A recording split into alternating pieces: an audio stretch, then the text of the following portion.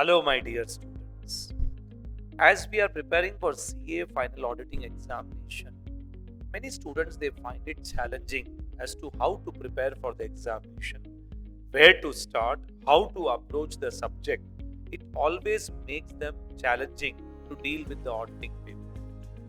But today, I would like to share some tips as to how we can approach the CA final auditing paper. First of all, you should divide the paper into five parts. Five parts you need to divide.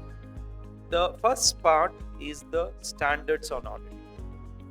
Standards on auditing, if I would like to share with you, is that standards on auditing, you start reading from the 700 series standard, 600 series standard, 500 series standard, 400 series, 300 series, and finally going back to 200 series.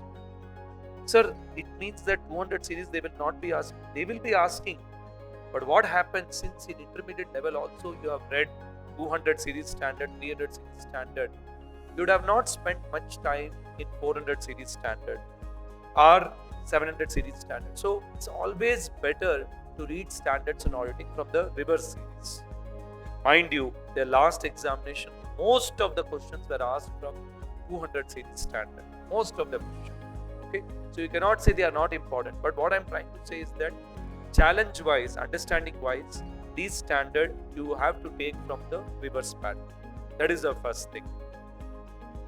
Second part of the auditing is you have company audit chapters and company audit related chapters.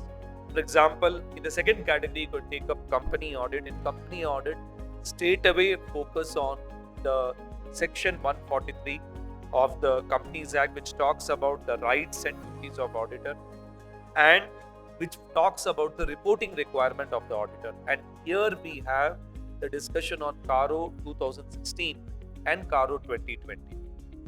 So 143 is the most important section as an auditor. And then also be thorough with Schedule 3 requirements. But other provisions are also important, but first, these are the important areas you should focus on. In the second part, apart from company audit chapter, you have corporate governance and audit committee. Now, corporate governance and audit committee, this is applicable to listed companies. That is why it is in this category. Then audit of consolidated financial statement, this is applicable to a parent company having several subsidiaries. Then you also have audit of public sector undertakings. So audit of public sector undertakings, it is applicable to the government company. So in the part 2, you have the company audit chapter, you have the corporate governance chapter, audit of consolidated financial statement, and the last one, it is also the audit of public sector undertaking. The third category will be the professional ethics chapter. In professional ethics chapter, students, please be more thorough with the exceptions. Hey, what are the exceptions to a particular clause? See, for example, under clause 2, part 1 of the first schedule, CA in practice cannot share his fees with any person. But there are certain exceptions. He can share the fees with a partner, he can share the fees with a retired partner, member of ICI. So there are certain exceptions. So focus more on exceptions because they ask a lot of questions on exceptions. That is one thing. And yes, in the third part, you have professional ethics, which comes for 12 marks. So no compromise on that. Along with that, you also have chapters of liability of auditor. Here, liability under Income Tax Act, liability under company law, you study. And also peer review and quality review. So these 4 topics you should learn in the part 3. Part 1, standards on auditing. Part 2, company audit related chapters. Part 3, professional ethics related chapters.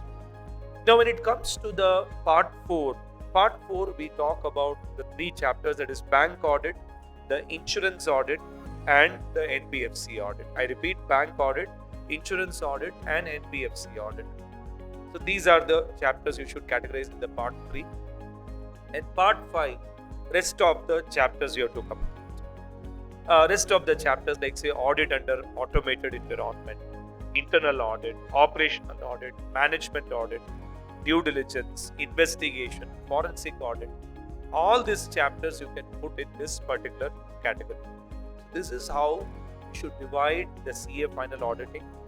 It's very, very simple, students, actually. And once you start achieving the milestone, then what happens is that you get a confidence in the subject. So this is when you divide the subject, you can interlink the topics more easily with each other. Okay. Thank you very much, students. All the best for the upcoming examination.